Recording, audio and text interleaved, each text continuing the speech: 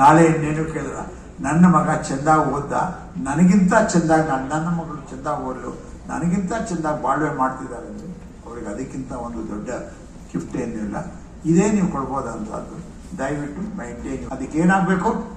Number 1 ಮೊದಲನೇ ದಿನದಿಂದ ನೀವು ಶ್ರಮ ಪಡಿ. ನೀವು ಬಂದಿರೋದೇ ಅದಕ್ಕೋಸ್ಕರ. ಈಗ ಆಪರ್ಚುನಿಟೀಸ್ ಆರ್ ಇನ್ ಅಬಂಡೆಂಟ್. ನೀವು ಅದು ಯಾವ ಏರಿಯಾದಲ್ಲಿ ಹೋದ್ರೂ ನೀವು ಬೇಕಂದ್ರೆ ಮಾಡ್ಕೋಬಹುದು, right? Opportunity. But at the same time challenges are equally high.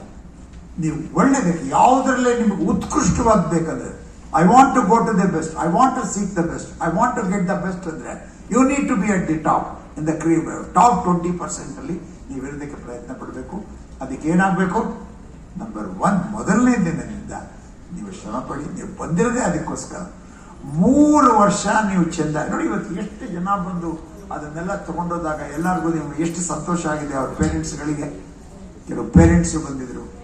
ನೀವು ನಿಮ್ಮ ತಂದೆ ತಾಯಿಗಳಿಗೆ ಕೊಡಬಹುದಾದಂಥ ಬಿಗ್ ರಿಟರ್ನ್ ಇದೇನೆ, ಇನ್ನೇನು ಬೇಡ.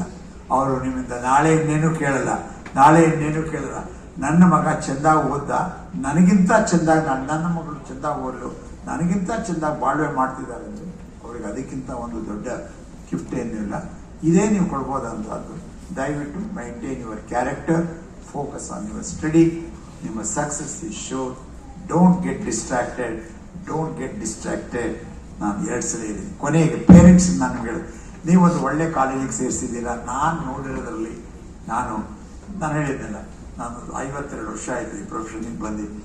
Probably one of the best team. ಅವ್ರು ಎದುರುಗಡೆ ಹೇಳ್ಕೊಡ್ರು, ಬಟ್ ಹೇಳ್ತಾ ಇದ್ದಾರೆ, one of the best team of teachers I have seen in PS Polytechnic. The work as one unit. The work ಇರ್ತಕ್ಕಂಥ ಹುಡುಗರು ಇಲ್ಲೆಲ್ಲ ಇದ್ರಲ್ಲ ಬೆಳಿಗ್ಗೆ ಸಿಕ್ಕಿದ್ರೆ ಕೇಳಿ. One of the best team I have seen, right? ನೀವು ಇದರಲ್ಲಿ ಸಂಪೂರ್ಣ ಸದುಪಯೋಗ ಪಡ್ಕೋತೀರಾ parents. So you can be rest assured. ಏನು ಬೇಡ.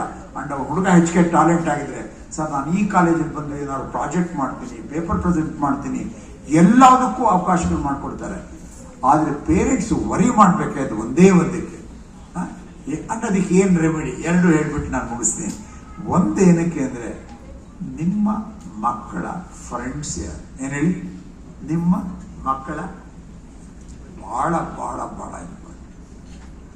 ನಮಗೆ ಏನಾದ್ರು ಹುಡುಗರುಗಳಲ್ಲಿ ಕೊರತೆ ಕಾಣಿಸುತ್ತೆ. ರೆಗ್ಯುಲರ್ ಕ್ಲಾಸಿಗೆ ಬರ್ತಿಲ್ಲ, ಮಾರ್ಕ್ಸ್ ತೆಗಿತಾ ಇಲ್ಲ, ಇರ್ರೆಗ್ಯುಲರ್ ಆಗಿದ್ದಾರೆ, ಏನೋ ಆಗಿದೆ. ನೋಡ್ತಾ ಹೋದರೆ ಏನಪ್ಪಾ ಅಂತಂದ್ರೆ ಅವ್ರಿಗೆ ಒಂದು ಕೆಟ್ಟ ಸಹವಾಸ ಆಗಿದೆ. ನೀವೇನಾದ್ರು ಮನೇಲಿ ಯಾರಿಗಾರು ಕಾಪಿ ಹೊಡೀರಿ ಅಂತ ಹೇಳ್ಕೊಟ್ಟಿರ್ತೀರಾ ಪೇರೆಂಟ್ಸ್. ಯಾಕೆ ಬಂದಿಲ್ಲ ಹೊಡಿತಾರೋ ಅನ್ಸಲಿ. ಕೆಟ್ಟ ಸಹವಾಸ, ಕೆಟ್ಟ ಅಭ್ಯಾಸ ಕಲ್ತ್ಕೊತಾರೆ. ಹೊರಗಡೆ ಬಿಡ್ತೀವಿ ಅಂತ ಇಟ್ಕೊಂಡು ಹೋಗ್ತಾರೆ, ಯಾವನೊಬ್ಬನ ಜೊತೆ ಸೇರೋ ಸ್ಮೋಕಿಂಗ್ ಕರೀತಾರೆ. ಅದರಿಂದ ಮುಂದಕ್ಕೆ ಹೋಗೋದು ಹೇಳೋದು ಬೇಡ.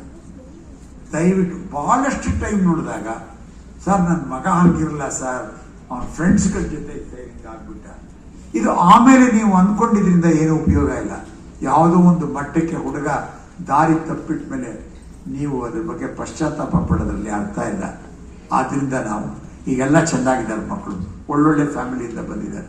ಮೊದಲಿಂದಾನೆ ಇದುವರೆಗೆ ಮನೇಲಿ ಇಟ್ಕೊಂಡು ಹೆಂಗೆ ನೋಡ್ಕೊಂಡಿದ್ದೀರಾ, ಇದೇ ರೀತಿ. ದಯವಿಟ್ಟು ರೆಗ್ಯುಲರ್ ಪೇರೆಂಟ್ಸ್ ಮೀಟಿಂಗ್ ಕರೆದಾಗೆಲ್ಲ ಬನ್ನಿ.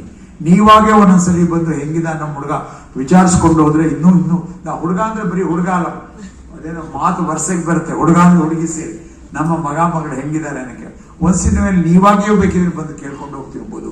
ದಟ್ ಅವರ ಫ್ರೆಂಡ್ಸ್ ಯಾರಿದೆ ಅನ್ನೋದು ಮಾತ್ರ ನೀವು ತುಂಬಾ ಸೂಕ್ಷ್ಮವಾಗಿ ನೋಡಿ. This is very very important. ಇಷ್ಟು ವಿಷಯ ಹೇಳಿ ನಾನು ಮಾತಾಡೋದು ಮುಗಿಸ್ತೀನಿ. Once again, I want to wish all of you all the best.